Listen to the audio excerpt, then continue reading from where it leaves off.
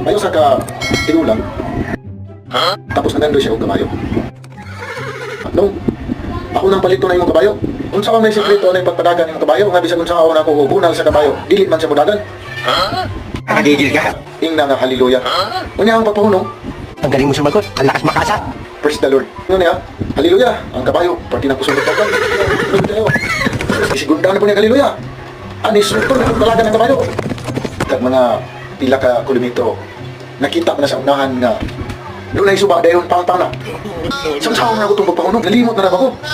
Usa na daang ang pagkulayat ng kabayo. Ningon siya mga igsoon. Praise the Lord. Naluwag yung ginawa. Kaya naluwag siya. Tungkol siya nalipay mga igsoon. Ningon din siya. Hallelujah.